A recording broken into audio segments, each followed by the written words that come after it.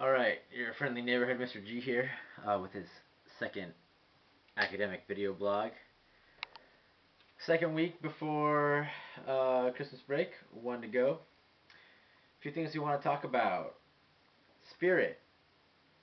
Oh, it doesn't always seem cool to have school spirit, but it's really good and it's fun and it gives us something to be excited about and it's something Mr. Kirshner's really excited about and it gets us, being me and Mr. Pombo, excited about it.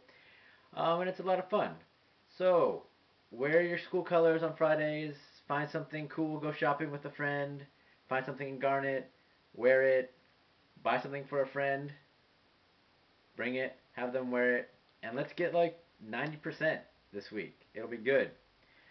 Celebration this week. Talk to Mr. Kirshner. It's going to be something like good food and a movie, but higher stakes.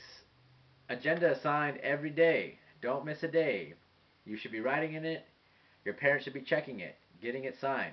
It's our communication tool, lets everybody know what's going on, and keeps us on the ball, keeps us happy. Uh, hallways. Hallways have been better, but we really want to keep working on that. We don't want to run over all the 5th and 6th graders and kill them because we want to have a student population next year for middle school. So, watch your hallways. Cleaners. This week, I'm in charge of cleaners. I'm going to pick people for break and for lunch. Really, you just need to pick your day, or I'll pick your day, but just take your day, own the fact that you have to help clean up the lunch area, and just do it. Be watching, making sure you're doing it, so be ready for that. Classes have been good. A lot of you have really pulled your acts together, started doing your work, being quiet when I need you to. Some of you are still working on that. Some of us are being kind of disrespectful. I would have never dreamed of talking to my teachers the way some of you do. And really, like, we let it go because we don't want to disrupt the class, but when we ask you to do something, it's for the benefit of you, for the benefit of the class. Um, and if we're being nice and respectful, don't get an attitude. We're here to help you. We're here to educate you. We're not asking you to do things just because we're jerks. There's a purpose behind it, and you need to trust us, and you need to have faith in your teachers. Oh, so I need some of you to hear that and let that sink in. I went to school, printed out essays, went to Barnes and Nobles for hours, and graded them. I am not a spell check machine. Word has the cool red and green squiggly lines. Use them. Right click it, pick your word. Right click it, grammar check, put in your commas. It'll do it for you. All you have to do is check it. Same thing with Criterion. Don't just submit it once and think, I'm good, I'm done. You're not. Submit it at least 3 times. Once just to make sure you get all your grammar out of your way. I'm circling all kinds of things that you should catch. Again, we've got the there and there we need to check. And just take your time. Spell your words right. Watch your commas, that sort of thing. A couple of good and entertaining essays. I haven't graded all of them yet. I've gotten through block 1 and most of block 2. I'll share 2 of them so far.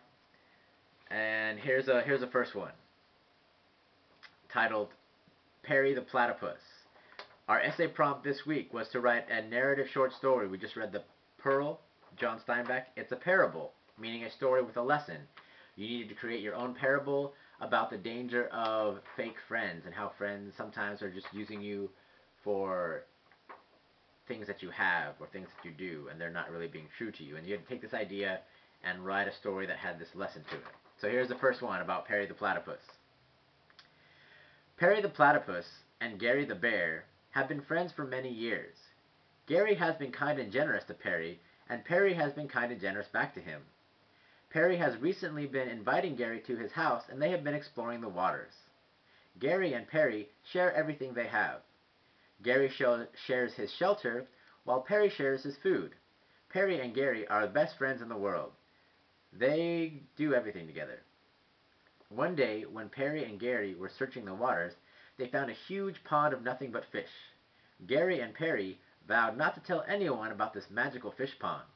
After saying their vows, Gary left. When Gary left, Perry called one of his fake friends, George the Owl. George and Perry have been on and off again friends. When Perry told George what he had found, George was nice to Perry. George started inviting Perry to his tree. Then finally, Perry brought George to the magical fish pond. George and Perry awed at its wonders. When Gary found out that Perry told George their secret, Gary was wary. Say that 3 times fast. Gary was wary. Gary was wary. Gary was wary. Anyway, Gary would always check on the magical pond after George came. Then one day, out of the blue, all of the fish had disappeared. At this time, George had told numerous people about this pond. All of those people had become friends because of what Perry had. When Perry brought everyone to the magical pond, it became not so magical anymore. All of the fish disappeared.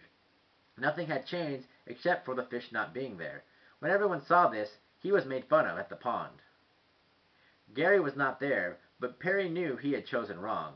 After he was made fun of, all of his supposed friends left.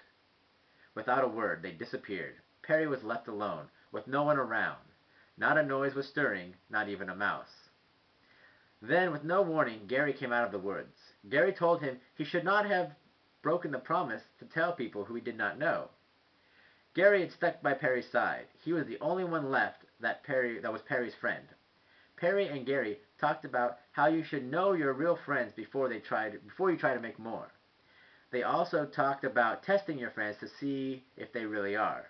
Perry and Gary lived happily ever after. Aww. Very nice. So that's one. And here's another one I'm going to read. Titled The Band. There was once a man, Randy, who had many friends, who he had given money to. But later he lost many of his friends. He was an adult who had made a lot of friends and lost them because of the money he had run out of a few months after he became rich. The story starts off with a 20-year-old man who has a few friends who play instruments. They've been playing as a band called Randed for 2 years, but never actually had a real performance. Then they finally had a public performance. They became very famous and earned a lot of money and popularity. The band, Randed, later found 10 friends who lived with them. The band gave constantly to the new friends hundreds of dollars each. These new friends took advantage of the band and pretended to make important use of the money, but instead bought cars and high-definition plasma televisions for their own pleasure. One night, the band's house door was unlocked, and all of their musical instruments and money was stolen by stealthy robbers. This was actually planned by the 10 friends, who hired 2 men to steal the instruments. This caused them to have no more concerts, no more money, and to be completely poor and hopeless. The band's 10 friends left and moved to Florida. The band had to beg in the streets under harsh weather because they had become homeless. They experienced hardship and became hungry, and saved a total of only $10. One day, these 10 homeless men walked around the shopping mall ahead of them, and 50 feet was a flat screen with an announcement saying that the band Randed was in Tallahassee, Florida. It said, Randed is going to have a 3-day concert tour in the city of Tallahassee, and concert tickets are $1 each. The 10 homeless men could not believe what they saw on TV. They grabbed their backpack and asked each other, Dudes, don't we have $10? Dude, the concert tickets are freaking $1 each. That means we can go to the concert and be reconciled with our friends. When they arrived at the concert, they paid the money and saw the packed house with thousands of people crazily screaming. They were locked out because of the max capacity and were requested to go to the other building with concert viewing. Instead of watching the show, they stayed only partway through it. After this, they went to the main building and just sat on the ground outside. When the concert was done, the homeless waited for everyone to leave and went to their friends in the band. The band members, unfamiliar with their faces, asked, Wait, is that you? The 10 homeless people showed themselves to the band. Soon after, they were recognized and asked forgiveness. They said, Sorry, because we used up your money, and it was actually us who made the instruments get stolen. What? Randy said. Man, forgive them. Look, another band member said. They realized the situation the 10 homeless people were in.